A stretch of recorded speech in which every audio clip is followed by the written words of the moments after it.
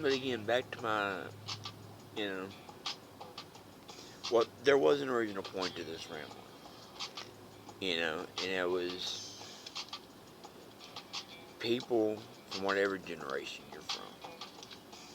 Because as much as people like to complain about the generation below them, including myself, and there's a reason for a lot of stereotypes, because the majority, sometimes they do fit, okay? That includes the, old white guy, something I've learned. Of course, for every rule, there's exceptions, and thank God there's a lot more exceptions to some of the rules these days, you know? But you have to believe in something, and you have to prove to yourself that you have courage of your conviction, even if it be in the smallest way. Okay, if you have an issue with, say, okay, let's go this route. Say you don't know where you're at with your walk in your religion. Okay, for me being Christian, part of that is I do my best to restrain from eating pork. Okay, because that's not just a Muslim thing. That is a Christian thing as well. Alright? But it's Old Testament. Part of the situation with that is, at least this is how I've been convicted of, uh, is that part of the thing that Christ did was, with all these rules, he's like, yay, nobody's going to live up to everything. You know, nobody is. It's whether you accept that, but still strive to regardless, was part of the point of a lot of his teachings. And accepting that into his heart and carrying that. So, say, uh, correct me in the comments if I'm wrong. I believe people in Utah and Mormon mainly are owners of like PepsiCo and Mountain Dew and stuff. Okay, and this is something I can use in my life as well. You know, how strongly do you believe that your religion is the right one?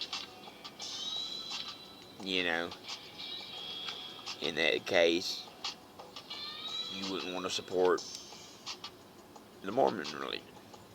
You might love them, you don't want to support them. Okay, there is a difference. Alright, then don't drink Mountain Dew. I would, if I tried that, especially today, I'd fail miserably. But once you fail in one way, be it learning to lie or whatever, it's easier to fail in greater ways. It's easier to make wrong choices. Same thing occurs for doing good things. I went a good while without having to eat pork, but unfortunately, pork is one of the cheapest meats, and it's in practically everything that's actually meat.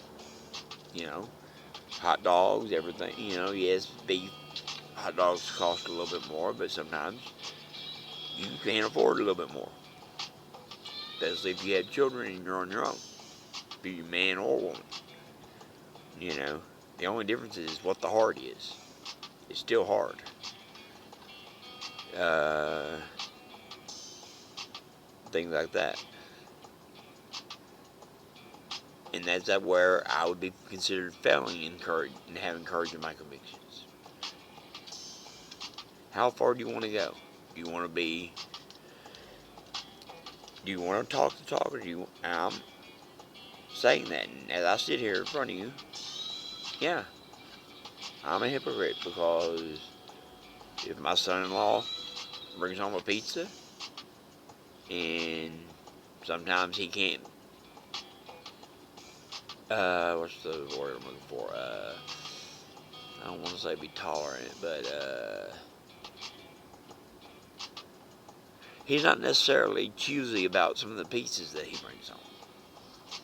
You know, anyone who works in a pizza or a restaurant business, you know, they know how that goes. You know, the company gives you discounts and you bring food home. You know, sometimes he forgets. He hasn't known me very long, and this hasn't been a prolonged thing. I work on different things to prove it to myself in different ways. One is holding the right Sabbath. You know, Sabbath is not Sunday. You know, I was wrong about that for decades until I learned better. But that was my point of this main episode. Now, I want to thank everybody for tuning in. Tales of the American Ronin. I am growing. Thank you. I appreciate it. This has been James Melliant, Tales of the American Ronin. And